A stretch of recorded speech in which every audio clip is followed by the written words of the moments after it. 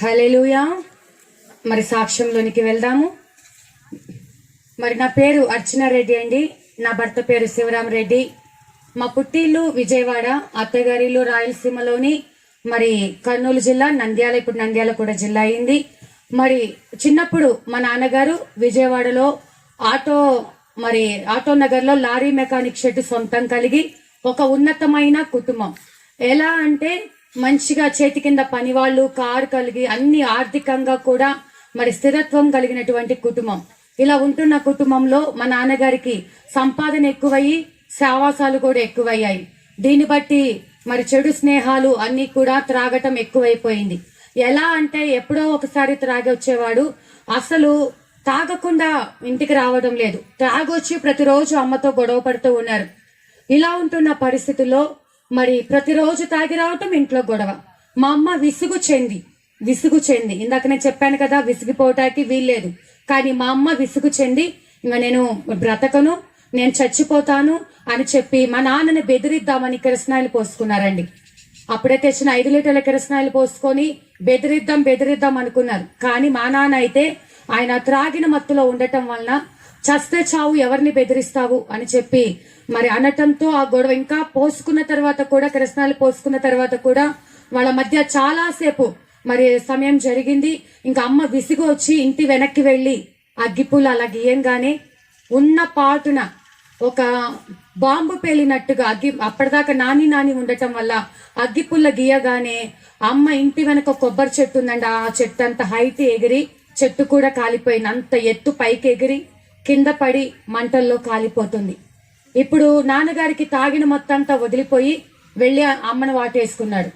నాన్నకి కూడా కాళ్ళు, చేతులు, శరీరం అంతా కాలింది. అమ్మ పూర్తిగా కాలిపోయింది. నాన్న ఆ గాయాలతోనే మరి మా పెద్దనాన్నగారి ఊరు మచిలీపట్నం అండి, ఆ ఊరు పారిపోయారు. అమ్మని విజయవాడ గవర్నమెంట్ హాస్పిటల్లో చేర్పించినప్పుడు ఆ నైట్ అంతా కూడా పోలీసు వాళ్ళు మరి వాంగ్మూలం తీసుకోవడానికి వచ్చారు. అమ్మ ఏం జరిగింది, ఎందుకు ఇలా జరిగింది, మరి నిన్ను ఎవరు ఇలా ఇబ్బంది పెట్టారు, ఎందుకు ఇలా చేసుకున్నావు అంటే మా అమ్మ చెప్పిన సంగతి ఏంటంటే, నన్ను ఎవరు ఇబ్బంది పెట్టలేదు గాని వంట చేస్తుంటే నా చీర అంటుకుందండి, అనుకోకుండా ఈ ఆపద జరిగిందని చనిపోతూ కొన ఊపిరితో ఉండి కూడా పోలీసు వాళ్ళకి వాంగ్మూలం ఇచ్చిందండి.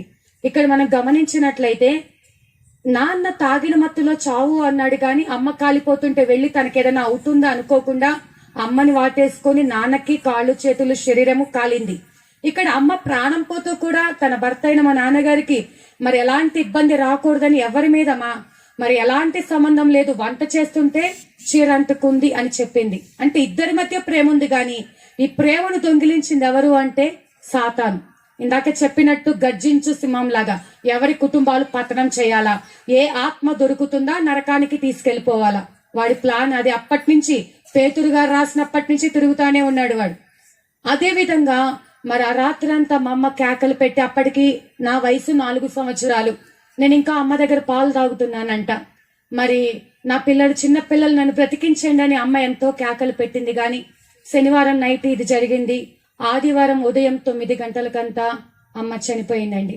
చనిపోయిన తర్వాత నానేమో భయపడి పారిపోయాడు. అన్నయ్య, అక్క నాకంటే 2 పెద్దోళ్ళు, నేనే లాస్ట్ దాన్ని. ఇలా ఉంటున్న సమయంలో తల కొరివి పెట్టడానికి మామూలుగానే కాలిపోయిన వాళ్ళు పెద్దవాళ్లే భయపడుతూ ఉంటారు. చిన్నపిల్లలమైనటువంటి మా అన్నయ్య గారు కూడా మరి కనీసం తల కొరివి పెట్టడానికి కూడా దగ్గరికి వెళ్లలేని పరిస్థితి. బలవంతంగా కార్యక్రమం జరిగింది. అందరూ వచ్చారు.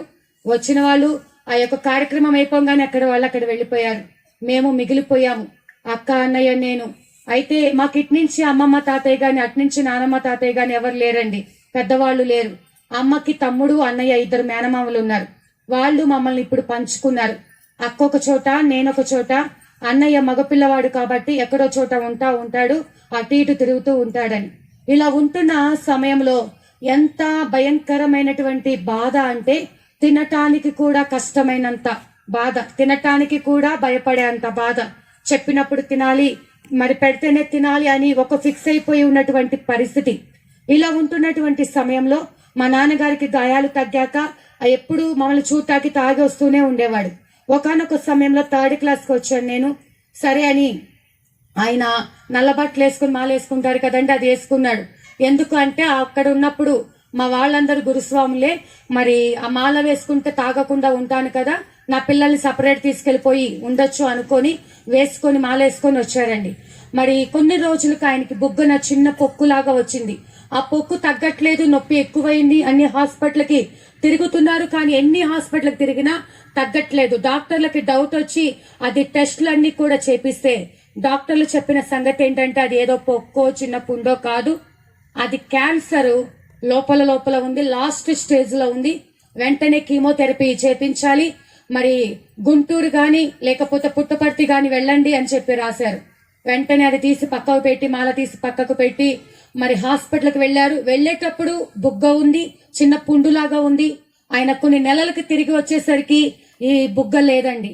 ఎందుకు అంటే అది మధ్యలో బెజ్జం పడి, ఆ క్యాన్సర్ పుండు ఏమైందంటే మధ్యలో బెజ్జం పడి తినుకుంటూ వచ్చేటప్పటికి పక్కన ఈ బుగ్గ మొత్తం లేదు, ఒక సైడ్ బుగ్గంతా లేదు.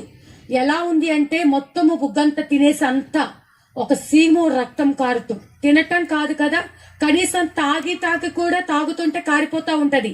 ఇటు పక్కన లేకపోతే పరిస్థితి ఎలా ఉంటుందండి? ఆ విధంగా ఒక పక్కకి పెట్టుకొని కొంచెం తాగుతుంటే గొంతులోకి కింద పోతూ ఉండేది. ఎప్పుడన్నా చూడటానికి వస్తే విజయవాడలో ఇంటి ఓనర్స్ ఆయనను చూస్తే భయపడుతున్నారు. అసలు అంత దూరంలో ఉంటే భయంకరమైన దుర్వాసన వస్తూ ఉండేది. రావద్దు, ఆయన రానివద్దు, మా పిల్లలు భయపడుతున్నారని చెప్తున్న సంగతులు. అయితే దూరం నుంచి రోడ్డు మీద నుంచి మమ్మల్ని చూసి వెళ్ళిపోతూ ఉండేవాడు. అయితే 3rd క్లాస్కి వచ్చాక ఒకసారి మా నాన్నగారు నా దగ్గరికి వచ్చారు. అంటే అక్టోబర్ నెలలో 10వ తారీఖు నా దగ్గరికి వచ్చారండి. 11వ తారీఖు నా పుట్టినరోజు. అమ్మా, రేపు నీ పుట్టినరోజు కదా, మరి నీకు గౌన్ కొని పెడతాను, నాతో పాటు రమ్మని విజయవాడ బీసెంట్ రోడ్డుకి తీసుకువెళ్లారు.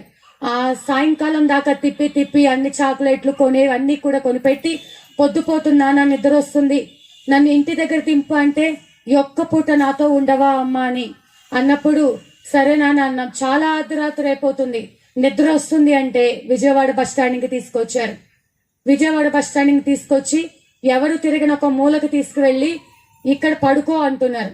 అదేంటి, బస్టాండ్ లో ఎవరైనా పడుకుంటారు, ఇక్కడ చాప బెడ్షీట్ ఏం లేదు, నేను పడుకోని ఇక్కడ అని చెప్పి ఏడుస్తుంటే, ఒక్కరోజు నాతో ఉండవా అమ్మా అన్నారు. సరేనని నాన్న భుజం మీద ఉన్న టవలు మరి అక్కడ కిందేసి బస్టాండ్ లో ఒక మూల వేసి పడుకోబెడితే కష్టం మీదనే నేను పడుకున్నాను. తెల్లవారుజామున మరి విజయవాడలోని రాఘవయ్య పార్క్ ఉంటుంది రోడ్డు పక్కనే, ఆ పార్కు తీసుకెళ్లి నన్ను అక్కడ స్నానం చేపించి, ఆ కాలువలో స్నానం చేపించి, ఆ కొత్త గౌను నాకు వేసి 11వ తారీఖు నన్ను ఇంట్లో వదిలిపెట్టి మరి వెళ్తున్నారు. వెళ్ళేటప్పుడు చాలా ఏడుస్తున్నారు. నాకు కూడా ఏడుపు వచ్చింది, కానీ ఎందుకు ఏడుస్తున్నారో తెలియదు. మరి నవంబరు 5వ తారీఖున నేను స్కూల్లో ఉన్నప్పుడు సడన్ గా అర్జెంటుగా వెళ్ళాలని నన్ను స్కూల్ నుంచి ఇంటికి తీసుకువెళ్ళిపోయారు. ఏం జరిగింది అని అంటే, అర్జెంటుగా శ్మశానానికి వెళ్ళిపోవాలి. మరి అక్కడికి వెళ్ళిన తర్వాత తెలిసిన సంగతి ఏంటి అంటే, మా నాన్నగారికి ఆయన చనిపోతానన్న సంగతి ఒక రోజు ముందే తెలిసింది. 5వ తారీఖు మరి ఆయన చనిపోయారు. నవంబర్ 4వ తేదీనే ఆయన శ్మశానానికి వెళ్లి ఆ రాత్రంతా కూడా ఆ శ్మశానంలో కేకలు పెట్టి మరి కలవరించి ప్రాణం పోయిందంట. అక్కడ ఉన్నటువంటి మరి ఎవరు కూడా ఆయన అక్కడ చనిపోయినట్టు తెలియదు కదా, మున్సిపాలిటీ సిబ్బందిలో ఒకరు. ఎందుకంటే రోడ్డు మీద ఎవరైనా చనిపోతే మరి మున్సిపాలిటీ వాళ్ళు వచ్చి ఆ శవాన్ని లాగి, మరి ఎందుకంటే అలా వదిలేయరు కాబట్టి అనాథ శవాలను కరెంటు మిషన్ లో వేస్తారంట. అలాగే మున్సిపాలిటీ వాళ్ళు మరి ఆ శవము అనాథ శవము ఎవరు లేరు అని చెప్పి ఆ శవాన్ని లాగి కరెంటు మిషన్ లో వేయాలి అనుకొని ఆయనను లాగినప్పుడు ఆ సిబ్బందిలో ఒకరికి మా నాన్నగారు మా మేనమామలు తెలిసి, అయ్యో ఈయన అనాథ కాదు, ఈయనకి పిల్లలు ఉన్నారు, ఈయన మంచి పేరు కలిగిన వ్యక్తి, కొంత సమయం ఇవ్వండి, ఆయన వారందరినీ కూడా మరి మేము చెప్తాము, ఇక్కడే వాళ్ళకి దగ్గరే వాళ్ళ ఇల్లు అని చెప్పి వాళ్ళకి ఆపి ఆ వ్యక్తి మాకు మేనమామలకి ఇన్ఫర్మేషన్ ఇవ్వడం జరిగింది. వెంటనే అందరము కలిసి శ్మశానానికి వెళ్ళామండి. అక్కడికి వెళ్లేసరికి ఆ శ్మశానం బయట పూల కొట్లో ఉన్నటువంటి వారు పూలు కొబ్బరికాయలు అమ్ముకునే వాళ్ళు చెప్తున్నారు, అమ్మా ఈ యొక్క వ్యక్తి తాలూకా మీరందరా ఇంతమందిని కలిగి రాత్రంతా ఆయన పెట్టిన కేకలు మేము వినలేకపోయాం. ఎవరో అనాథేమో అనుకున్నాం, కానీ మణి అని కలవరిస్తూ ఉన్నాడు. మణి అంటే మా అమ్మ పేరండి. ఎవరో మణి అంట కలవరిస్తున్నాడు, ఏదేదో మాట్లాడుతున్నాడు. రాత్రంతా కేకలు పెట్టాడు. మేము వినలేకపోయాము. తెల్లవారుజామున కేకలు ఆగిపోయాయి. అప్పుడు అనుకున్నాము ప్రాణం పోయిందని. ఇంత మందిని కలిగి ఉండి ఆయన అలా చనిపోయారన్న చుట్టుపక్కల ఉన్న వాళ్ళందరూ, బయట ఉన్న వాళ్ళు వచ్చారండి. చివరి సమయంలో పాడి కట్టించి చివరి చూపు చూపించి అక్కడే కొబ్బరికాయ కొట్టి కరెంటు మిషన్ లో వేసేశారు. ఎప్పుడో ఒకసారి వస్తారనుకున్న నాన్న కూడా రాడని తెలిసి మరి ఆ యొక్క బాధ తట్టుకోలేక ఎప్పుడో కనీసం నెలకో 2 నెలలకు వస్తాడు అని ఎదురు చూసే వాళ్ళము. ఇప్పుడు నాన్న కూడా రాడని సంగతి తెలిసింది. ఇటు అమ్మ లేక నాన్న లేక ఎన్నో శ్రమలు పడుతున్న పరిస్థితి. ఇలా ఉంటున్న సమయంలో నా 7th క్లాస్ కి వచ్చేసరికి మరి నాకు ఉన్న పాటున మరి కామెర్లు, టైఫాయిడ్, ఇలా మలేరియా అన్ని కూడా జ్వరం రావటం వల్ల వాంతులు, విరోచనాలు విపరీతంగా. హాస్పిటల్ అడ్మిట్ చేసి వారం రోజులు సెలైన్ బాటిల్స్ పెట్టారండి. సెలైన్స్ బాటిల్స్ పెట్టిన తర్వాత మరి ఇవన్నీ కూడా కంట్రోల్ అయ్యాయి. కామెర్లు అయితేనేమో వాంతులు, విరోచనాలు, జ్వరం తగ్గింది. కానీ ఇంకో కొత్త రోగం వచ్చింది. అది ఏంటి అంటే భయంకరమైన దగ్గు, ఆయాసం. ఎంత అంటే ఊపిరాడకుండా దగ్గు, దగ్గి దగ్గి దగ్గి అసలు నడుము వంగిపోయింది. ఇట్లా వంగిపోయి ఉన్నాను. భయంకరంగా ఆయాసము, నిలబడలేకపోతున్నా, కూర్చోలేకపోతున్నాను. ఎలా అంటే స్కూల్ బ్యాగ్ కూడా మొయ్యలేనంత దగ్గు, ఆయాసము. హాస్పిటల్లో చూపిస్తే డాక్టర్లు చెప్పింది ఏంటంటే ఇది మామూలుగా వచ్చిన దగ్గు, ఆయాసం కాదు, ఇది ఉబ్బసం వ్యాధి అన్నారు. మీ ఇంట్లో ఎవరికైనా ఉందా అంటే మా యొక్క నాయనమ్మకు ఉందంట, మా మేనత్తలు, 2 మేనత్తలకి ఈ యొక్క ఉందంట. ఆ ఉబ్బసం వంశ పారంపర్యంగా నాకు వచ్చింది. మరి ఇది ఆస్తమా అంటారు, ఉబ్బసం అంటారు. ఇంకా ఆ రకంగా చెప్పినప్పుడు చేప మందు, బతికున్న చేపల్ని మింగుతారు ఉబ్బసం వ్యాధికి, తెలుసు ఉంటుంది మీకు. ఆ బతికున్న చేపల్ని 3 సార్లు మింగాను. నాటు మందు, హోమియోపతి మందు, ఏవేవో టాబ్లెట్లు, ఇంజక్షన్లు వేసుకుంటున్నాను. కానీ తగ్గటం లేదు. దగ్గితే దగ్గి తిన్న అన్నమంతా వామిటింగ్ అయిపోతూ ఉంటుంది. లోపల దురద, బయటకి ఆడనో దురద పుడితే గోక్కుంటారు. కానీ నా లోపల ఎముకల్లో దురద తట్టుకోలేక గుండెలు గట్టిగా పాదుకుంటూ ఉండేదాన్ని. అంత భయంకరంగా పరిస్థితి ఉంటూ ఉండేది. ఇంకొక పక్క మా వాళ్ళు భయంకరమైన విగ్రహారాధికులు. ఈ టైంలో మరి ఆ బొమ్మలు ఇవ్వటం అయితేనివ్వండి, మరి ఇంకొక టైంలో కూడా ఇస్తారు కదా 9 రోజులు. ఆ టైంలో బొమ్మలు ఇచ్చి ఆ 9 రోజులు మేము అక్కడే పండగలు చేసుకుంటూ ఉండేవాళ్ళం.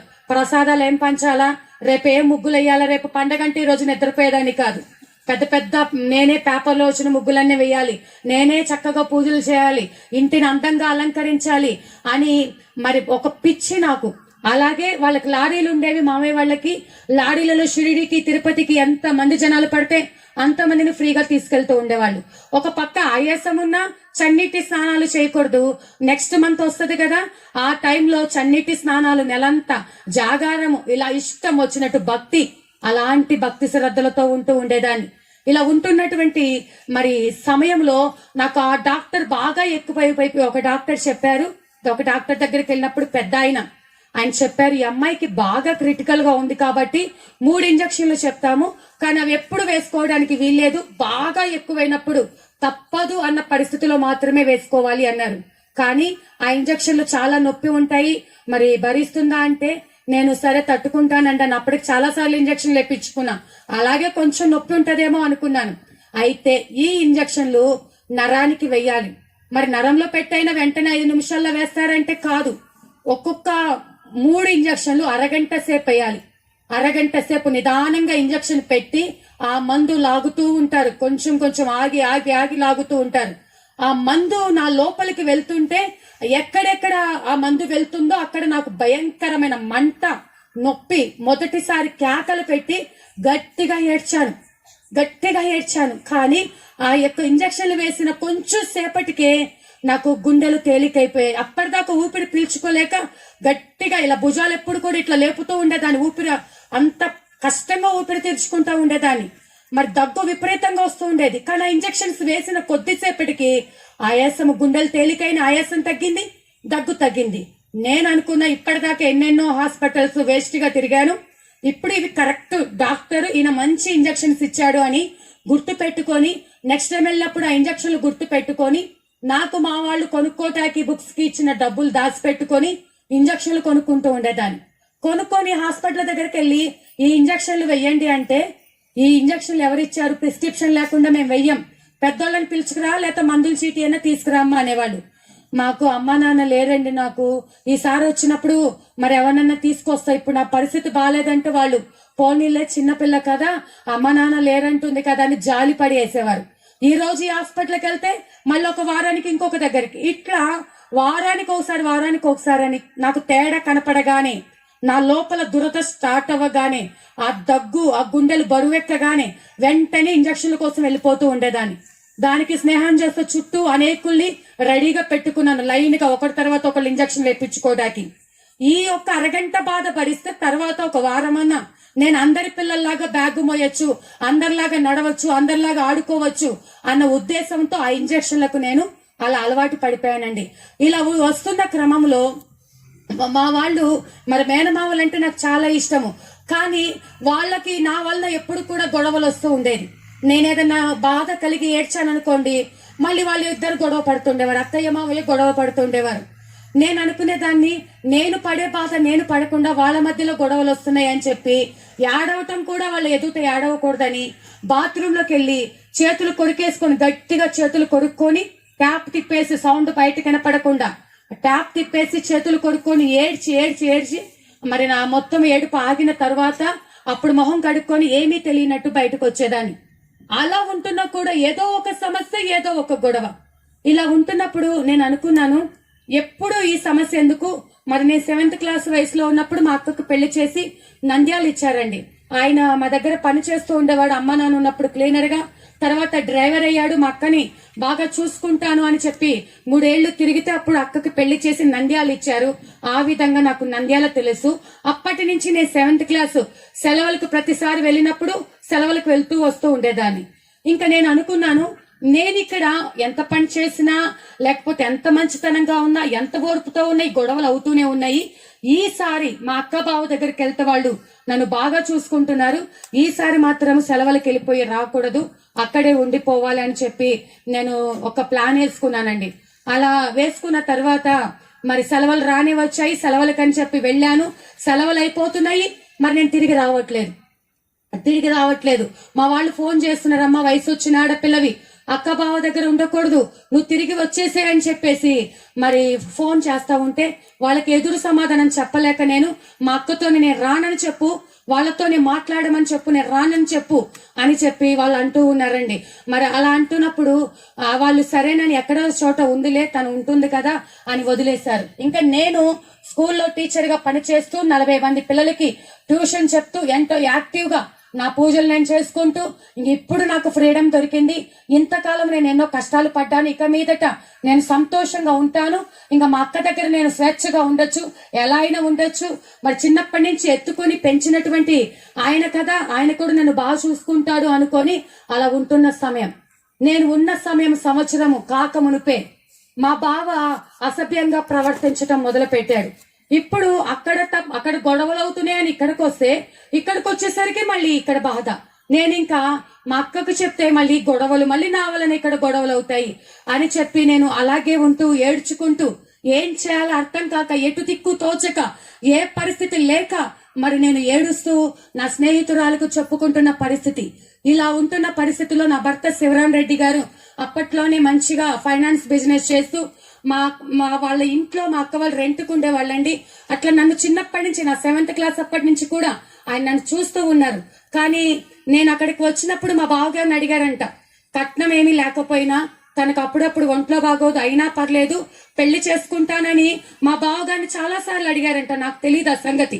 తర్వాత మరి ఒకసారి స్కూల్ దగ్గరకు వచ్చారు వాళ్ళ అన్నయ్య గారిని, వాళ్ళ బావగారిని, పెద్ద మనుషులందరూ ఒక 10 మందిని తీసుకొని. మరి వాళ్ళు కలిసినప్పుడు ఏంటంటే వాళ్ళు చెప్పిన మాట, అమ్మా మా అబ్బాయి నిన్ను ఇష్టపడ్డాడు, మరి పెళ్లి చేసుకుంటా, మరి మా అబ్బాయి నీకు ఇష్టమైనా నువ్వు ఓకే అంటే నీ పేరు మీదనే ఆస్తి పెడతాం, నీ పేరు మీద ఇల్లు రాసిస్తాం, నువ్వు కట్నం తేకపోయినా పర్లేదు, నువ్వు కట్నం తీసుకురాకపోయినా పర్లేదు, నీకు అమ్మ నాన్న లేకపోయినా పర్లేదు, మరి నువ్వు ఓకే అని ఒక్క మాట చెప్తే చాలు అంటే నేను వెంటనే మరి దేవుడు కార్యం చేశాడు అనుకొని, నేను పూజలు ఫలించాయి అనుకొని నా స్నేహితురాలు నేను కలిసి మరి ఓకే అని చెప్పామండి.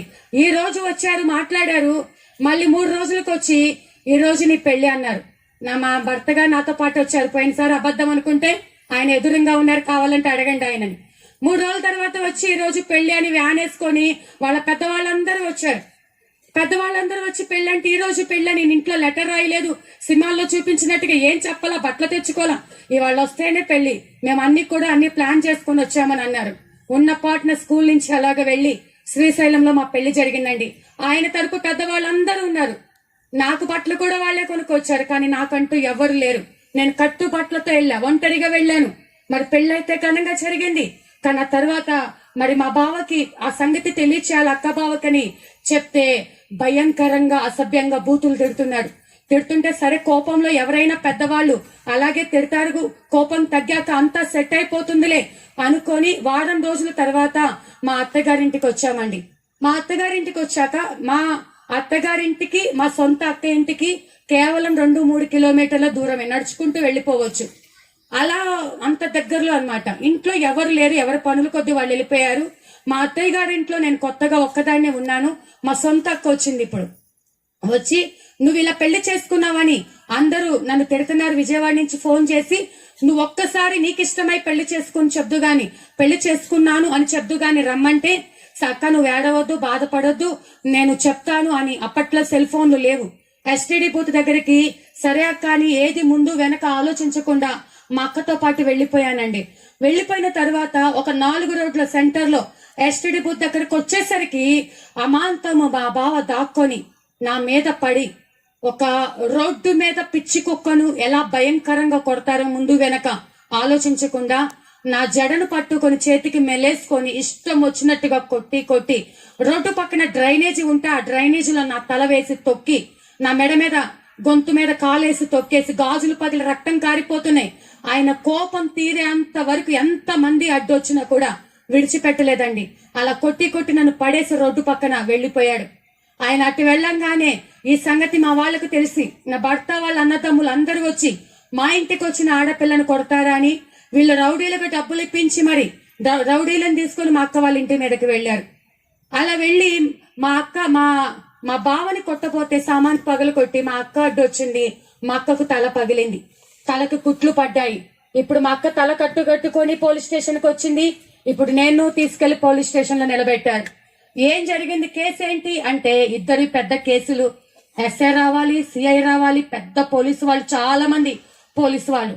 అప్పటిదాకా మా వాళ్ళు పెంచిన పద్ధతి ఆడపిల్ల బయటికి రాకూడదు అని. కానీ ఒక్కసారిగా అంతమంది వాళ్ళు అడుగుతున్న సమాధానం ఏంటంట అంటే ఇలా పెళ్లి చేసుకుందంట, వాళ్ళ అక్కను కొట్టించిందంట అని చెప్పి అక్కడ అందరూ నన్ను ఏలెత్తి చూపిస్తుంటే నేను కనీసం ఉమ్మి మింగటానికి కూడా శక్తి లేక, మరి నిలబడలేక, కూర్చోలేక, వాళ్ళు అడిగిన ప్రశ్నలకు సమాధానం చెప్పలేక మా అక్క నా ముఖం మీద చూసి నీ వల్ల ఇదంతా జరిగింది, నిన్ను మా ఇంట్లో పెట్టుకున్నందుకే ఈ పరిస్థితి వచ్చిందని మా అక్క నన్ను అసహించుకుంటుంటే కన్నీరు కారుస్తూ మరి ఇద్దరు కేసులు అది పెద్దగా అయ్యాయని ఎఫ్ఐఆర్ బుక్ చేసి ఇంటికి పంపిస్తే ఆ రోజు చేతులతో పట్టుకొని వచ్చిన నేను, ఆ మంచం ఎక్కిన నేను ఆ తర్వాత మంచం దిగలేదు. ఎలా అయిపోయింది నా పరిస్థితి అంటే ఆయన బతివిలాడి పెట్టి ఒక ఇడ్లీ తినిపిస్తే అలా తినేదాన్ని, బాత్రూమ్ కి చేయి పట్టుకుని తీసుకెళ్తే బాత్రూమ్ కి వెళ్లేదాన్ని, నడవలేని పరిస్థితి. అప్పటిదాకా వేసుకున్న ఇంజక్షన్లు పని చేయటం మానేశాయి. ఒక పక్క ఆయాసము, నోరు మూస్తే ఊపిరి అందట్లేదు, ఎప్పుడు నోరు తెరుచుకునే ఉండాలి. ఇలా కళ్ళల్లో ప్రాణం పెట్టుకొని నోరు తెరుచుకొని చూస్తున్న పరిస్థితి. కొత్తగా పెళ్ళైన నాకు మా అత్తయ్య గారు స్నానం చేపిస్తున్నారు.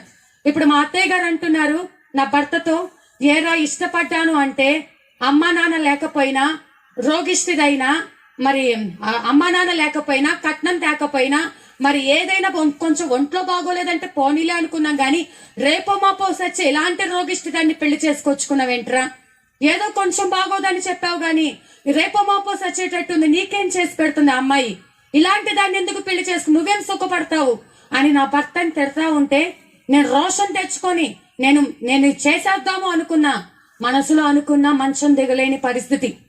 ఆ మాటలు విని నేను కన్నీళ్లు కారుస్తూ, నేను అప్పటిదాకా ఎంత మందికైతే ఇందాక చెప్పినట్టుగా ఎంత మందికి మొక్కుబడులు, ఎన్ని పూజలు, ఎన్ని చేశానో ఒక్కొక్కరిని లైన్ పెట్టి అడుగుతున్నాను. ప్రతి ఒక్కరిని పేరు పెట్టి అడుగుతున్నాను. ఓపెన్ మీటింగ్ కాబట్టి పేర్లు చెప్పను గాని ఒక్కొక్కరిని అడిగి నన్ను బ్రతికించండి అని. కానీ ఎవ్వరు కూడా నాకు జవాబు ఇవ్వలేదు.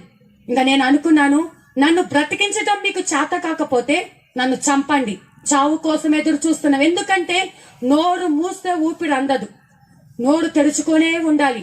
కనీసం స్నానం చేయలేను, బాత్రూమ్కి వెళ్ళలేను, ఎవరో ఒకరి సహాయం. మంచం మీద పడుకుంటే మా అత్తయ్య గారు వాళ్ళంతా వారిది ఉన్నతమైన కుటుంబం. చిన్నోడు పెళ్లి చేసుకొచ్చుకుంది ఈ అమ్మాయినైనా అని ముక్కుకు గుడ్డ అడ్డు పెట్టుకొని గుమ్మము బయట నుంచి తొంగి చూసి వెళ్ళిపోతున్నారు. ఈ అమ్మాయినైనా చేసుకొచ్చుకుంది, ఆ అమ్మాయికైనా బాగోంది, ఈ అమ్మాయినేనా అని నన్ను చూసి విచిత్రంగా వెళ్ళిపోతున్నారు.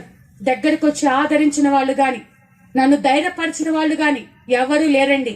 ఇలా ఉంటున్న సమయంలో నా భర్త ఎంతో ఖర్చు పెట్టి మరి హాస్పిటల్కి వెళ్తే ఒక డాక్టర్ అన్నారు, మరి యవనస్తులు మీ బాధ చూడలేకపోతున్నాము, అయితే హైదరాబాద్ లో ఒక డాక్టర్ వస్తారు బాంబే నుంచి, ఆయన ఏపీలోనే నెంబర్ 1 డాక్టర్ మతీనుద్దీన్ గారు, ముస్లిం ఆయన, పెద్ద వయసు కలిగినటువంటి ఆయన. అపాయింట్మెంట్ కష్టము, కానీ మీకోసం నేను తీసుకుంటాను, మీరు అక్కడికి వెళ్ళండి అని చెప్పారండి.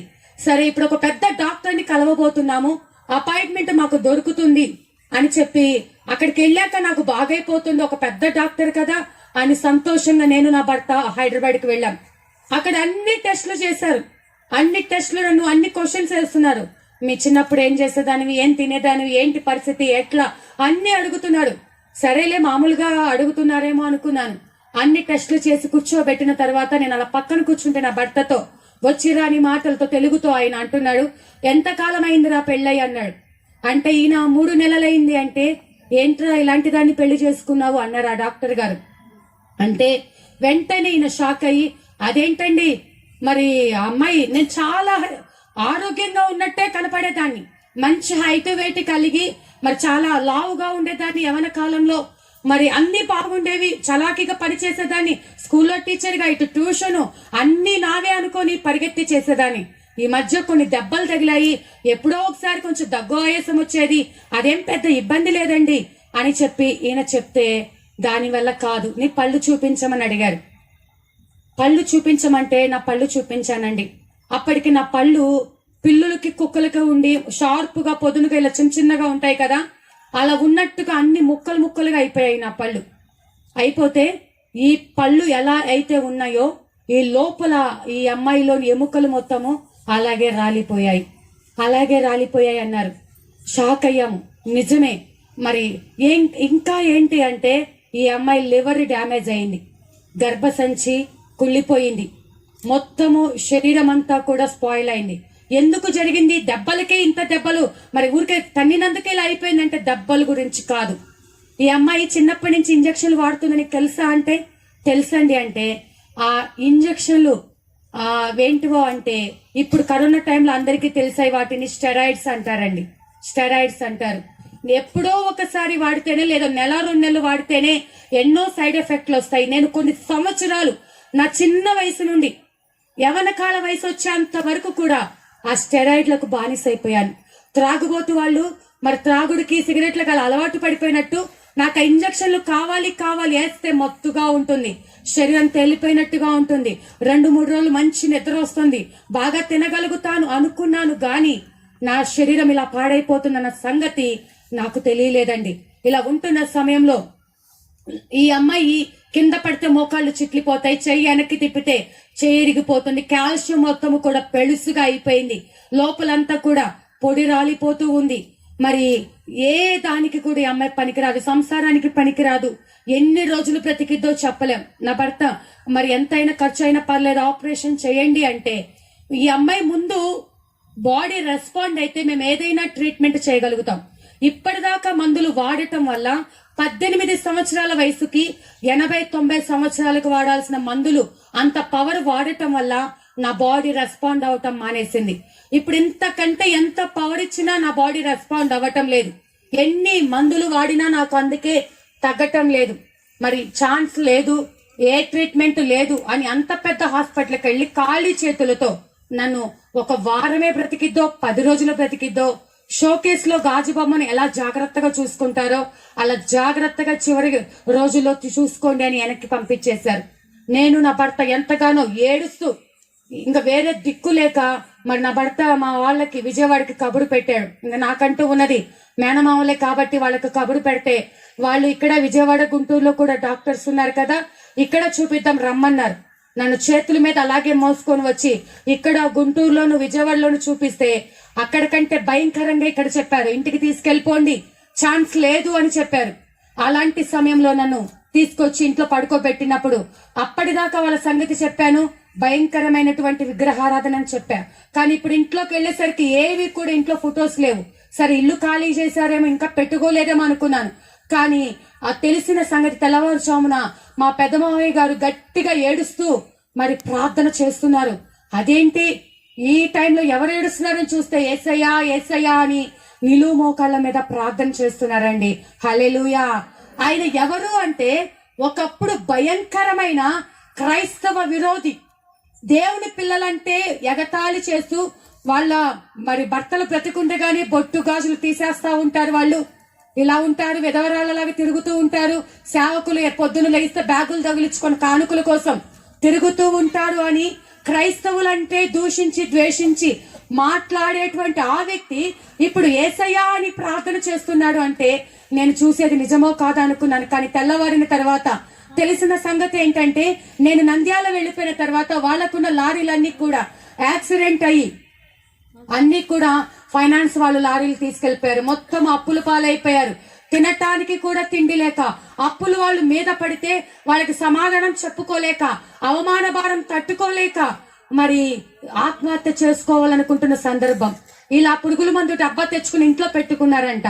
ఆ ఇంటికి ఒక దైవజనుడు తెలిసిన వ్యక్తి, మాకు బంధువులే అవుతారు, ఆయన వస్తూ వెళ్తూ ఉండేవాడు. ఆ వ్యక్తితో దేవుడు మాట్లాడాడు. ఏమని అంటే, నువ్వు వెళ్తున్న ఆ కుటుంబం ఈ రోజు చనిపోవాలనుకుంటున్నారు, వారికి చెప్పు, వారు చనిపోవటానికి వీల్లేదు, నేను వారిని బ్రతికిస్తాను, నేను వారిని ఆశీర్వదిస్తా, వారి సమస్యలు విడిపిస్తాను, వాళ్ళని రక్షించుకుంటానంటే ఆ దైవజనుడు భయపడ్డాడయ్యా, వారు నన్నే ఎంతో ఎగతాళి చేస్తారు, ఈ మాటలు చెప్తే వాళ్ళు అంగీకరించారయ్యా అంటే పరిశుద్ధాత్మ దేవుడు పదే పదే ప్రేరేపిస్తే సరేనని చెప్పి వెళ్లి చెప్పారు. ఏమని అంటే, అమ్మాయి వాళ్ళు మీరు చనిపోవాలనుకున్నారంట, నాకైతే తెలీదు, వాళ్ళు పైకి సంతోషంగానే ఉన్నారు, కానీ దేవుడు నాకు చెప్పాడు మీరు చనిపోవటానికి వీల్లేదు, దేవుడు మీ సమస్యలన్నిటి నుంచి విడిపిస్తాడంట అని చెప్పినప్పుడు ఆ విషయం వినగానే వాళ్ళు గుండెలు పగిలేటట్టు ఏడ్చారు. ఎందుకంటే వాళ్ళు చనిపోవటానికి పురుగుల మంద డబ్బా తెచ్చిన సంగతి వాళ్ళకి తప్ప ఎవరికి తెలియదు. మరి ఈ దైవజనుడికి నిజముగానే దేవుడు మాట్లాడాడు, దేవుడు తప్ప ఎవరికి సంగతి తెలీదు అనుకొని అప్పుడు వారు మరి యేసయ్యను రక్షకుడుగా అంగీకరించటం జరిగిందండి. హల్లెలూయా. మరి ఆ విధంగా వారు దేవుని నమ్ముకున్నారు 2 కుటుంబాలు. ఇప్పుడు నాకు చెప్తున్నారు, అమ్మా ఇదిగో ఈ దేవుడు మరి గొప్ప దేవుడు, మమ్మల్ని బ్రతికించాడు, నిన్ను కూడా బ్రతికిస్తాడు, మందిరానికి రమ్మంటే సరే చనిపోయే నాకు ఏ దేవుడైతే ఏమైందిలే అని నేను నా భర్త మందిరానికి వెళ్ళినప్పుడు నన్ను ఎలాగంటే ఈ కుర్చీల వెనక నన్ను పడుకోబెట్టారు. అప్పటికే దైవజనుడు అక్కడ వాక్యం చెప్తున్నాడు. ఆ వెళ్తున్నప్పుడు నా చెవిలో మాట ఏదైతే పడిందంటే, స్త్రీ తన గర్భమున పుట్టిన బిడ్డనైనా మరుచునేమో గాని నేను నిన్ను మరువను, మరి నిన్ను నేను బ్రతికిస్తా, నీకోసమే ప్రాణం పెట్టాను అంటే నేను అనుకున్నాను ఈయనకు ముందుగానే నా గురించి చెప్పినట్టున్నారు, నా గురించే చెప్తున్నాడు ఈయన, అందరూ అందుకే మరి ఊరికే కాదు వీళ్ళని తిట్టేది అనుకొని గొనుక్కుంటూ ఆ కొన ఊపిరితో ఉండి కూడా సేవకులను విమర్శిస్తున్న వ్యక్తిని నేను, అలా గొనుక్కుంటూ సనుక్కుంటున్నటువంటి వ్యక్తిని నేను. అలా ఉన్నప్పుడు అందరూ వెళ్ళిపోయిన తర్వాత చివరిగా ఉండి దైవజనుడు నా గురించి చెప్తుంటే అప్పుడు అనుకున్న నా గురించి ఈయనకు తెలీదా, అసలు నా సంగతి ఏం తెలీదా, కొత్తగా చెప్తున్నారు అంటే నా గురించి నాతో మాట్లాడింది ఈ సేవకుడు కాదా, నాతో మాట్లాడింది ఎవరు, నా గురించి అంతా తెలిసినట్టుగానే మాట్లాడారు కదా అని ఆ మాటలే పదే పదే నాతో చెవులో మారుమోగటం, నా హృదయంలో పదే పదే అవే ప్రతిధ్వనిస్తున్నాయి. అప్పుడు నేను అనుకున్నాను, నా భర్తతో ఇంటికి వెళ్ళాక చెప్పా, ఎక్కడికి వెళ్ళినా ఏ హాస్పిటల్కి వెళ్ళినా నువ్వు చచ్చిపోతావు అని చెప్తున్నారు, కానీ ఈయనేంటి నీకోసమే ప్రాణం పెట్టా, నీ తల్లి విడిచిపెట్టిన నిన్ను విడిచిపెట్టను, నేను రక్షిస్తాను, నిన్ను కాపాడుతా అంటున్నాడు. ఈ మాటలు ఏదో బాగున్నాయి, ఎలాగో చనిపోతా కాబట్టి మందిరానికి వెళ్దామంటే నా భర్త సరేనని ఒప్పుకున్నారండి. అలాగా గ్రౌండ్ లో పీడబ్ల్యూడి గ్రౌండ్ లో మీటింగ్స్, పెద్ద పెద్ద సేవకులు వచ్చేప్పుడు మీటింగ్స్ పెడితే చాలా పెద్ద గ్రౌండ్ ఉంటది. ఆ గ్రౌండ్ బయట ఆటో దిగితే నన్ను చేతుల మీద పట్టుకొని లోపలికి రావటం గంట టైం పట్టేది. అడుగులో అడుగేసుకుంటూ 2 చేతులు పట్టుకుని నన్ను గ్రౌండ్ లోకి తెచ్చేవాళ్ళు. అట్లా దేవుని మహాకృప ఏంటంటే ఎక్కడ మీటింగ్కి వెళ్ళినా ఏ సేవకురాలు వాక్యం చెప్పినా సూటిగా నాతో మాట్లాడుతున్నట్టు. నాకు ఒక ఆశ ఏంటంటే, నాకు దేవుడు నాతో ఏం మాట్లాడతాడా, నేను ఇంకా ఏం నేర్చుకోవాలా, ఇంకా ఏంటానని పరిగెడుతూ ఉండేదాన్ని. ఇలా ఉంటున్న సమయంలో 2 నెలలు గడిచిపోయాయి. నాలో మార్పు వచ్చింది. నేను తింటున్నాను, నేను నా పనులు చేసుకోగలుగుతున్నాను. హల్లెలూయా. నా పనులు నేను చేసుకోగలుగుతున్నాను. ఇప్పుడు మా అత్తగారింటికి వెళ్ళాలి. ఎలాగో బ్రతికాను 2 నెలలన్నా, ఇంకొన్ని రోజులు మా అత్తయ్య గారికి నేను కంటికి కనపడాలి అనుకొని నేను నా భర్త ఇప్పుడు తిరుగు ప్రయాణం అయ్యాం. ఇప్పుడు నా భర్త నాకు చెప్తున్నారు, ఇక్కడంటే మనం మందిరానికి వెళ్ళగలిగాం, కానీ మా అమ్మకి గనక ఈ సంగతి తెలిస్తే మనల్ని ఇంట్లో కూడా ఉండనివ్వదు. ఏంటి అంటే, నా భర్త గారి బ్యాక్గ్రౌండ్ ఏంటి అంటే, మరి రాయలసీమ ప్రాంతంలో మహానంది మీకు తెలుసుంటుంది, గూగుల్లో యూట్యూబ్ లో చూడండి, మీకు ఉంటుంది. అది మరి పూర్వ దినాలలో మా అత్తయ్య గారి తాత ముత్తాతల కాలంలో ఆ లింగము దొరికిన ఆ పొలము మా అత్తయ్య గారు వాళ్ళ తాత ముత్తాతలదంట. 12 ఎకరాల పొలాన్ని అలా వదిలేసి ఆ తర్వాత గవర్నమెంట్ స్వాధీనపరుచుకున్నారు. ఇప్పటికీ కూడా మా అత్తయ్య గారి వాళ్ళ రిలేటివ్స్ ఆ సంవత్సరం వచ్చిందంటే ఆ యొక్క జాగారం చేసిన ఆ సమయంలో అక్కడ మరి అది ఏంటివంటారు, 5-6 రోజులు పండగలాగా చేస్తారు. అలా చేసి అక్కడ అందరికి భోజనాలు పెడతారండి. మరి అలాంటి వాళ్ళు ఇంకొక పక్క చూసుకుంటే, మా ఇంట్లో అందరి పేర్లు ఏంటి అంటే, మా మామగారి పేరు ఈశ్వర్ రెడ్డి, సాంబశివారెడ్డి, శివశంకర్ రెడ్డి, శివరామరెడ్డి, శివమ్మ. అలాంటి మరి వ్యక్తులు, భయంకరమైన విగ్రహారాధన. ఇంకొక పక్క ఏంటంటే, మా అత్తయ్య గారు అక్కడ క్రైస్తవులంటే చాలా చిన్న చూపు. ఈ ప్లేట్ లో తినకూడదు, ఈ గ్లాస్ కాదు, కుర్చీలో కూర్చోకూడదు, మొత్తలకి కూర్చోవాలి, అనేకమైన కట్టుబాట్లు. మరి క్రైస్తవులు అంటే సపరేట్ కాలనీ ఉండాలి, వాళ్ళు మన దగ్గరకు రాకూడదు. ఇలాంటి పరిస్థితులు కలిగినటువంటి ఇల్లు. ఇప్పుడు నేను దేవుణ్ణి తెలుసుకొని నేను నా భర్త వెళ్తాను. ఈయన అంతా చెప్పారు, ఇలా ఉంటుంది పరిస్థితి. మా అమ్మ ఒప్పుకోదు. ముందే మా అత్తయ్య గారికి ఒక పేరు వెంగమ్మ అంటే ఇప్పటికి కూడా ఊరు మొత్తం వణికిపోతారండి. అంత పెద్ద గయ్యాళిగా ఉండేది. నా భర్త ముందే చెప్తున్నా, మా అత్తయ్య గారి ముందు కూడా చెప్తానండి. ఎన్నో మీటింగులకు వచ్చింది తర్వాత దినాలలో ఆమె. మరి అలాంటి స్థితిలో కలిగిన ఆమె ఇప్పుడు భయపడుతూ వెళ్ళిన తర్వాత ఇప్పుడు చెప్తున్నాము, సినిమాకి వెళ్తున్నాం, ఐస్ క్రీమ్ పార్లర్కి వెళ్తున్నాము, మరి బయట బర్త్డే ఫంక్షన్కి వెళ్తున్నాం, తిరగటాకి వెళ్తున్నాం అని చెప్పి మందిరానికి దొంగతనంగా వెళ్ళొస్తూ ఉండేవారమండి. హల్లెలూయా. అలా వెళ్ళొస్తూ ఒక 4 నెలలు గడిచింది. నేను ఒకటి తీర్మానించుకున్నాను. నాకు ఒక సంగతి తెలిసింది. ఏంటి అంటే, నేను చనిపోతే నా ఆత్మ ఎక్కడికి వెళ్తుంది? నేను ఎలాగో చనిపోతానని నాకు తెలుసు, కానీ నేను చనిపోయాక నా ఆత్మ నరకానికి వెళ్ళిపోకూడదు. నేను బాప్తిసం తీసుకుంటే, రక్షణ పొందితే నా ఆత్మ దేవుని దగ్గరికి వెళ్తానన్న ఒక సత్యాన్ని మాత్రం తెలుసుకున్నా కొద్ది దినాలలోనే. అంత లోతైన భక్తి తెలియకపోయినా నా భర్తకి చెప్పాను. ఇద్దరం ఒక మాట మీదకి వచ్చాము, నేను ఎలాగో పోతాను, నా ఆత్మ రక్షించుకోవాలి, మన ఇద్దరం బాప్తిసం తీసుకుందామని ఇద్దరం కూడా మరి రహస్యంగా బాప్తిసం తీసుకున్నామండి. ఒక గుడ్ ఫ్రైడే రోజు, ఆ రోజంతా అక్కడే ఉపవాసం ఉండి మరి రక్షణ తీసుకున్నాం. ఇంటికి వచ్చాక ఇప్పుడు నేను బొట్టు పెట్టుకోను, అంతకుముందు 2 పెట్టి పూజలు చేస్తా ఉండేదాన్ని. ఇక ఒక ధైర్యం తీసుకున్నా, మరి ఇంకా నేను చెయ్యను.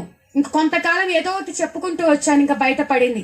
ఇప్పుడు మా అత్తయ్య గారు మొదలు పెట్టారు, నిన్న మొన్నటి దాకా రోగిష్టిది, అనాథ, కట్నం తీసుకురాలేదు, ఇప్పుడేమో తక్కువ కులం వాళ్ళ దేవుని తెచ్చి ఇంట్లో పెట్టింది అని ఇంకా తిడుతూ ఉంటే నేను అనుకున్నా, అనవసరమైన దానికి ఎన్నోసార్లు తిట్లు తన్నులు తిన్నాను. ఇప్పుడు దేవుని కోసము నా నిమిత్తము మీరు హింసించబడినప్పుడు, దూషించబడినప్పుడు ధన్యులు అన్నాడు కదా, మరి తట్టుకునే శక్తి నాకు ఇవ్వయ్యా అని చెప్పి నేను ప్రార్థన చేసుకున్నాను. ఆ విధముగా మరి అలాగే మొండిగా మీటింగ్స్ పెడుతూ, ఎలాగో తెలిసిపోయిందిగా, సేవకులు పిలుస్తూ పక్క తిడతా ఉండేది, సేవకులు పిలిచి నేను మీటింగులు పెట్టేదాన్ని. నా భక్తి నాది, చక్కగా మందిరానికి వెళ్తూ ఉండేదాన్ని. మరి ఇలా ఉంటూ బాగా మందిరంలో పరిచర్య చేస్తూ ఉండేదాన్ని. కొద్ది దినాలకే బాగా పరిచర్య చేస్తున్నాను, ప్రార్థనలు చేస్తున్నానని దైవజనులు మెచ్చి మరి కొన్ని బాధ్యతలు అప్పగించారు. గృహ దర్శనాలు అయితేనేమి, మందిరంలో ఏదైనా ఉంటే కార్యక్రమాలు ముందుగా చెప్పటం, అన్ని కొన్ని బాధ్యతలు అప్పగించారు. ఇప్పుడు నేను అనుకుంటున్నాను, నాలాగా ఎవరు ఉండలేరు, నేను మంచిదాన్ని, నేను బాగా ప్రార్థన చేస్తా, అందుకే 10,000 మంది సంఘము దైవజనులు నాకు ఈ బాధ్యతలు అప్పగించారని ఎంతో సంతోషపడుతూ ఉండేదాన్ని. ఇలా ఉంటూ ఉండగానే 4 ఏళ్లు గడిచిపోయింది. 4 సంవత్సరాలు గడిచిపోయిన తర్వాత నాకు ఇంకొక జబ్బు ఉందండి. ఆ జబ్బు ఏంటి అంటే, ప్రతిరోజు కూడా రక్తస్రావం అవుతూ ఉండేది. స్త్రీకి నెలలో 2-3 రోజులు వస్తే నా బాధ ఎంతో కష్టంగా ఉండేది. నాకెందుకంటే గర్భసంచి కుళ్ళిపోయిందని డాక్టర్లు ఎప్పుడో చెప్పేశారు. నేను అదొక జబ్బుగా ఎంచుకోలే, నేనే కుళ్ళిపోయిన దాన్ని. నా గర్భసంచి కుళ్ళిపోయింది, అది మామూలే అనుకున్నాను.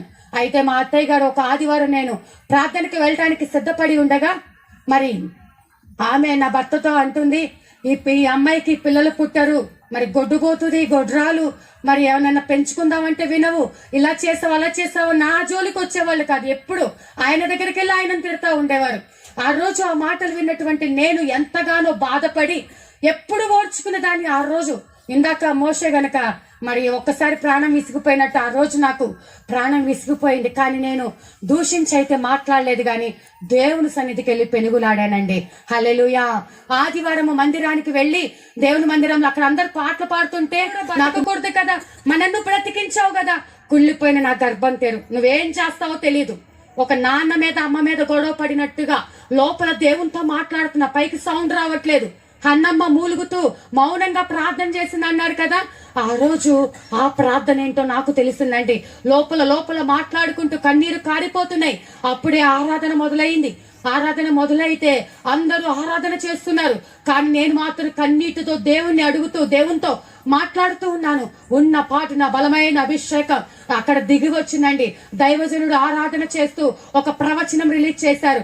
ఇక్కడ ఒక స్త్రీ రక్తస్రావ వ్యాధితో బాధపడుతుంది, ఆ వ్యాధిని పిండంగా మార్చబోతున్నాడు, నువ్వు విశ్వాసం ఉంచి నీ గర్భం మీద చేయి పెట్టుకోమనగానే ఒక బాల్ ఇక్కడి నుంచి విసిరాస్తే ఎలా క్యాచ్ పట్టుకుంటారో నేను కూడా వెంటనే ఆ వాగ్దానం పొందుకున్నా.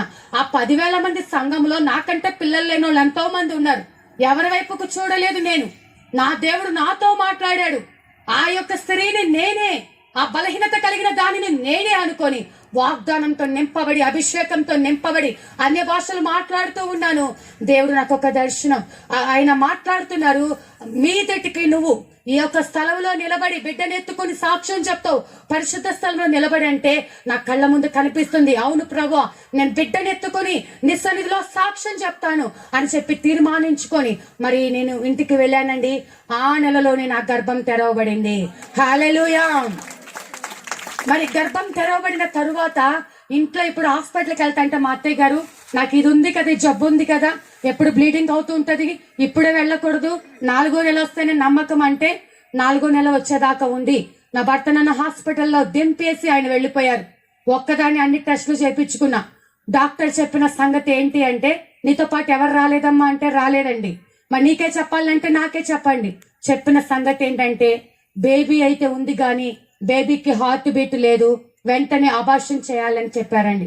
అబార్షన్ చేయాలని చెప్పారు. వెంటనే గుండె పగిలే అంత దుఃఖము.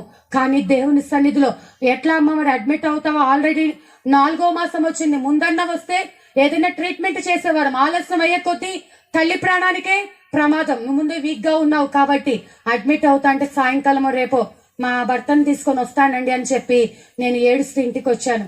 నా భర్త గారు ఇంకా నా కోసం అని చెప్పి అబార్షన్ అయితే అయ్యింది, నీకే ఆ అపాయం అంటున్నారు కాబట్టి సరే అన్నారు. మా అత్తయ్య గారిని ముందే చెప్పానా పిల్లలు పుట్టారని చెప్పేసి ఆమె అలాగా ఉన్నారు. కానీ నేను మాత్రము అంగీకరించలేదు. ఒకటే తీర్మానం చేసుకున్నాను, నాకు మాట ఇచ్చింది మనుషులు కాదు, మనుషులు చెప్పిన మాట ప్రకారం అయితే కాదు, నాకు మాట ఇచ్చింది దేవుడు. పరిశుద్ధ గ్రంథంలో ఎంతో మందికి మాట ఇచ్చి నెరవేర్చిన దేవుడు నాకెందుకు తప్పుతాడు? మాట తప్పటానికి ఆయన నరుడు కాదు కదా. మరి ఆ వాగ్దానం పొందుకోలేకపోవడానికి నాలో ఏమాట వస్తున్నాయి? మరొక పక్క లేదు, నా శరీరం చెప్పు నువ్వు మంచిదానివి, నువ్వు ప్రార్థన పరురాలివి, నువ్వు పరిశుద్ధురాలివి. నేను అదే అనుకుంటున్నాను, నేను మంచిదాన్ని, నాలో ఏ లోపం ఉందో ఒప్పుకోవడానికి, నాలో ఏ పాపం ఉందో ఒప్పుకోవడానికి అనుకుంటున్నా.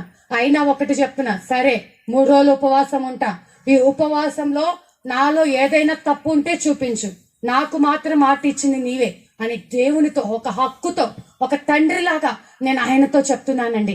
3 రోజులు ఉపవాస ప్రార్థనలు మొదలుపెట్టా, ప్రార్థన చేయటం మొదలుపెట్టా.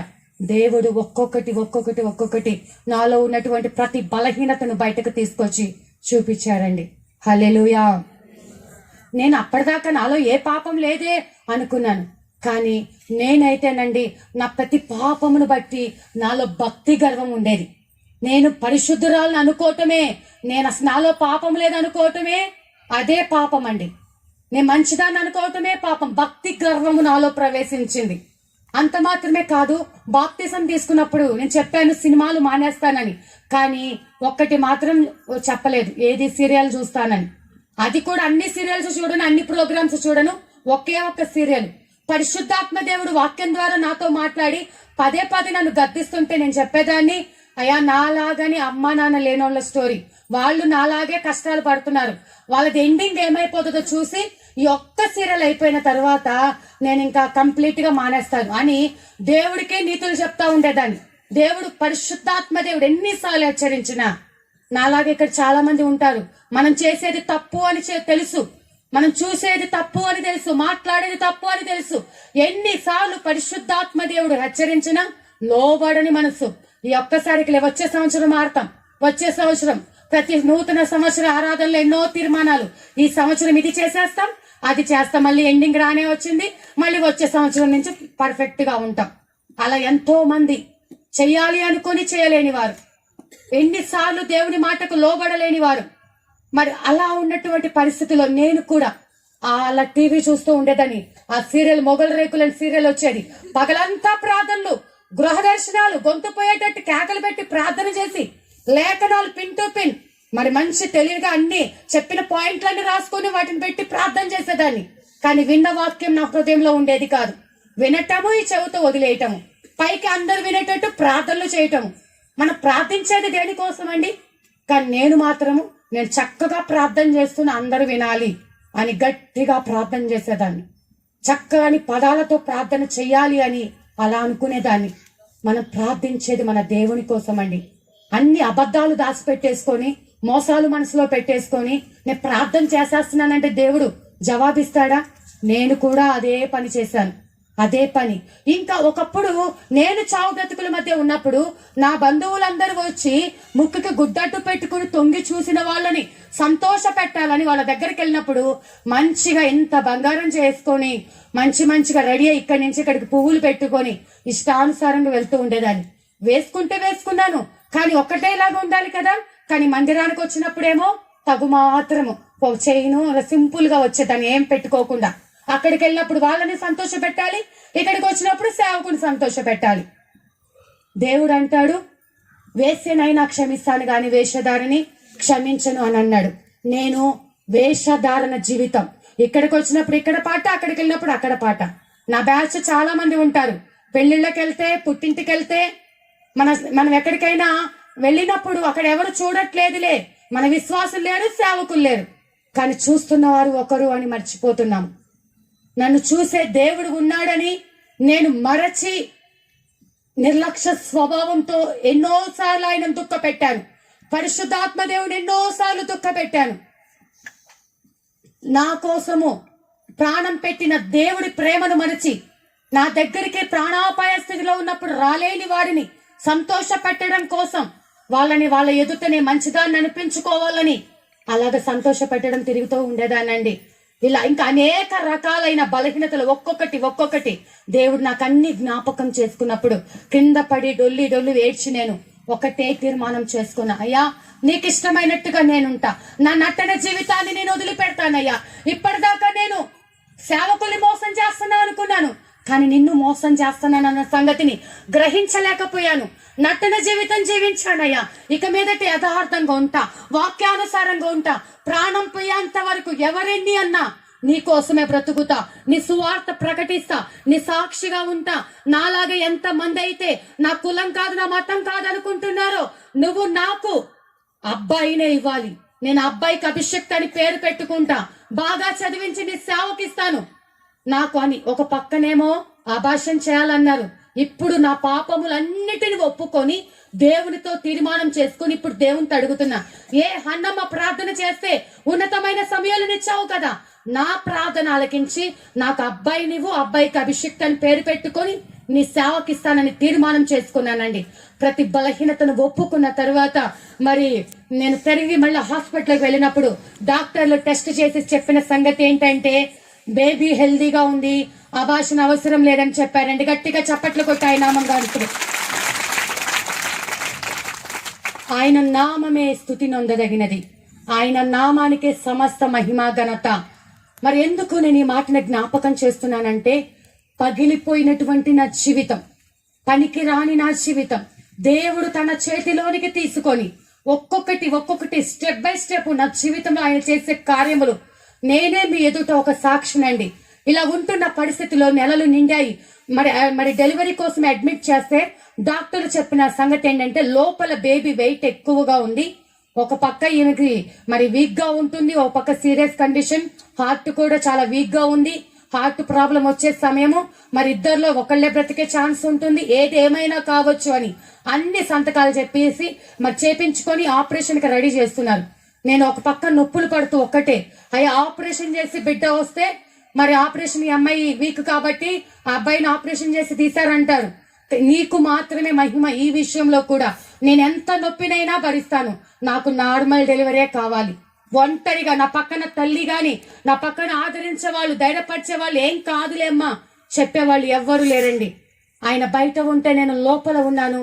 నొప్పులు బాగా విపరీతంగా వస్తున్నప్పుడు ప్రార్థన చేసుకున్నాను. ఆపరేషన్కి అన్ని రెడీ చేశారు.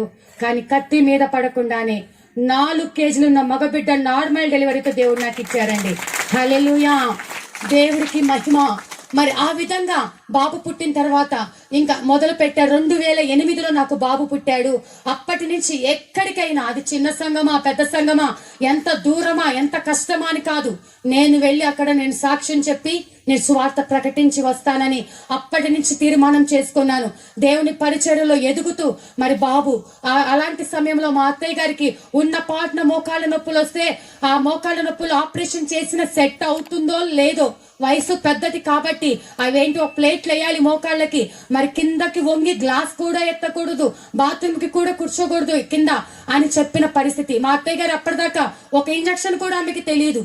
మరి చిన్నప్పుడే భర్తను పోగొట్టుకొని ఎంతో ఇదిగా పిల్లల్ని పెంచింది ఆమె. ఇంకా ఇప్పుడు ఏడుస్తుంది, నేను చచ్చిపోతా, నాకు ఆపరేషన్ వద్దు, ఏమొద్దు, నాకు ఏ సూదులు వద్దు, నాకు ఏవి వద్దు అంటుందండి. అప్పుడు మా అత్తయ్యతో నేను చెప్పాను, అత్తయ్య నువ్వు కులానికో మతానికో అనుకుంటున్నావు, ఈయన అందరికీ దేవుడు, నన్ను బ్రతికించిన దేవుడు, నా గర్భాన్ని తెరిచిన దేవుడు, నీకు కూడా ఆయన మరి సహాయం చేస్తాడు, ఒక్కసారి రాతయ్య అని చెప్పి మరి బతివులాడి తీసుకెళ్తే ఆమెకున్న పరిస్థితిని బట్టి ఇష్టం లేకుండానే మందిరానికి వచ్చింది. దైవజనుడు ప్రార్థించినప్పుడు ఆమె యొక్క మోకాళ్ళ నొప్పులు తగ్గి ఇప్పటికి 16 సంవత్సరాలైనాయండి. హల్లెలూయా, లేడి పిల్ల గంతులు వేసినట్టుగా వేస్తుంది. ఇంకొకటి, ఒకప్పుడు సేవకులు వస్తే వెళ్ళాక 2 రోజులు నాకు ఎంతగానో తిట్లు పనిష్మెంట్లు ఉంటూ ఉండేవి. అలాంటిది ఇప్పుడు నాకంటే ముందే ఆమె మీటింగ్ కు అందరిని పిలుచుకొచ్చిద్ది. మా కోడలు ప్రార్థన చేస్తుంది, రండి అంటది. ఆ క్రిస్టియన్ కాలనీలోకి వెళ్ళి పాంప్లెంట్లు పంచిద్ది. ఎక్కడికైనా మీటింగ్లు దూరభారం వెళ్ళాలంటే నంద్యాల నుంచి ఇక్కడికి రావటానికి 8 గంటల ప్రయాణం. మరి ఒక్కొక్కసారి నా భర్త చిన్నపిల్లలు వేసుకొని అంత దూరం ఎందుకు డేట్ ఇచ్చావంటే, మా అత్తయ్య గారు మనం చేయలేకపోతున్నాం, ఆమెకు అడ్డు చెప్పకూడదు అని ఎన్నో మీటింగ్స్ మా అత్తయ్య గారు నాతో పాటు వచ్చారండి. హల్లెలూయా, ఎంతో చిరునవ్వుతో మొన్న వచ్చి మరి మా దగ్గర ఉండి వెళ్ళారు మా అత్తయ్య గారు. మీటింగ్ అంటే అడ్డు చెప్పదు. ఎంత చిన్న పిల్లల్ని నేను పాలిచ్చి ఆ పాలు మానిపించిన వెంటనే ఆమెకు అప్పచెప్పేశాను. పిల్లల్ని వదిలేసి ఆమె పెంచింది, పిల్లల్ని 2 పిల్లల్ని ఆమె పెంచింది. ఒక తల్లిలాగా నా పక్క నుండి ఒకప్పుడు గొనిగి సనిగినటువంటి ఆ వ్యక్తి ఇప్పుడు మార్పు చెంది నేను సేవలో ఎదుగుతున్నానంటే, ఇట్లనే బలిపీఠ మీద ఉంటే పక్క నుండి సంతోషపడుతూ ఉంటది. మా కోడలే అని చెప్పుకుంటా ఉంటది, దేవుడి గురించి చెప్తా ఉంటది. దేవుడు అంటే ఎంతో భయభక్తులతో ఉంటుంది, దేవుని పిల్లలకి ఎంతగానో కానుకలు వెదజల్లుతూ ఉంటుంది. అలాంటి స్థితిలో మార్చాడు. మా బావగారి కుటుంబం రక్షణ పొందింది. తర్వాత 4 ఏళ్లకి దేవుడు నాకు పాపనిచ్చాడండి. పాపను కావాలి అని అడిగినప్పుడు దేవుడు పాపనిచ్చాడు. ఇప్పుడు 2017 వరకు నేను ఇలాగా సాక్ష్యం చెప్పుకుంటూ, ఒకప్పుడు తింటాకి తిండి లేని నాకు దేవుడు బట్ట షాపులనిచ్చాడండి. నా కింద పని వాళ్ళని ఇచ్చాడు. 10 మందికి సహాయం చేసే స్థితిలో నేనున్నాను. ఒకప్పుడు ఎవరైనా మంచి బట్టలు వేసుకుంటే, ఈ బట్టలు బాగున్నాయి కదా, నాకు స్వీట్స్ అంటే ఇష్టం, ఈ స్వీట్ తింటే బాగుంటుంది కదా, అలా చూసి తృప్తి పొందిన నాకు దేవుడు సమృద్ధి ఇచ్చాడు. నేను అనుకున్నాను ఏమీ లేనప్పుడు దేవుడు నాకు ఇప్పుడు అన్ని ఇచ్చాడు, ఇప్పుడు నేను దేవుని పని చేయాలని ఎవరన్నా మీటింగ్కు పిలిస్తే ఎదురు కానుక ఇచ్చి వచ్చేదాన్ని. అలా ఉంటున్న సమయంలో 2017లో దేవుడు నన్ను పదే బలవంతం చేస్తే 40 రోజులు ఉపవాసం ఉండి దేవాని చిత్తం ఏమై ఉన్నది నా ఎడల అని అడిగినప్పుడు 40 రోజుల ఉపవాస ప్రార్థనలో దేవుడు దర్శనం ద్వారా ఆయన నాతో మాట్లాడారండి. ఒక పెద్ద పాలరాతి మందిరంలో మరి కల్వరి కృపా మినిస్ట్రీస్ అని నల్లటి గ్రైనైట్ మీద గోల్డెన్ లెటర్స్ తో చూపించారు. నేనేమైనా భ్రమపడుతున్నానా, నేనేమైనా మోసపోతున్నానా అనుకున్నాను. దేవా ఇంకొక మాట కావాలి అన్నప్పుడు, అప్పుడు నేను ఒంటరిగా యవ్వన కాలంలో చిన్న పిల్లల్ని వదిలేసి వెళ్తుంటే అందరు అనేవాళ్ళు, యవనస్తురాలు అలా ఒంటరిగా తిరుగుతుంది, అనుకునేవారు. కానీ ఇలా ఒంటరిగా వెళ్తుంది అంటేనే ఇన్ని మాటలు అంటున్నారు. ప్రభా, నేను ఇప్పుడు సేవ చేయగలనా? నేను సువార్త ప్రకటించగలనా? ఏదో సాక్ష్యాలు చెప్పుకుంటూ తిరుగుతూ ఉంటాను కదయ్యా అనుకున్నాను. అయితే ఆయన అన్నారు, బలహీనతల యందు నా శక్తి పరిపూర్ణం అవుతుంది, నా కృప నీకు చాలును అన్నారండి. లేఖనం ద్వారా మాట్లాడారు. తర్వాత ఆరాధనలో ఉన్నప్పుడు ఆ 40 రోజుల దినాల్లోనే ఒక స్వరము నాకు వినపడింది.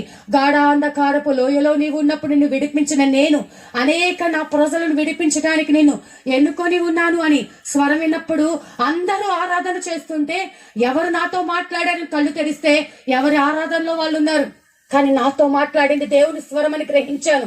కానీ 2017లో అప్పటికి బట్టల షాపులు, పనివాళ్లు, నెలకి 70-80 వేలు మా నెల ఆదాయము, వీటన్నిటిని వదిలిపెట్టేసి ఉన్న పాటన సేవకొస్తే ఎలాగా అనుకుంటూ ఉన్న సమయం.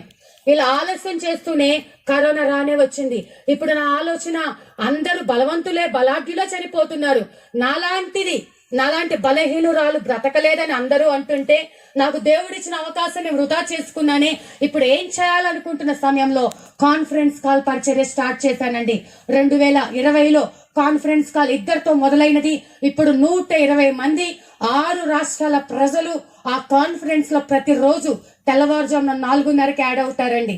మరి ఇప్పటికి కూడా కంటిన్యూ, అప్పుడు 2 పూటలో ఉండేది, ఇప్పుడు 1 పూట జరుగుతూ ఉంది.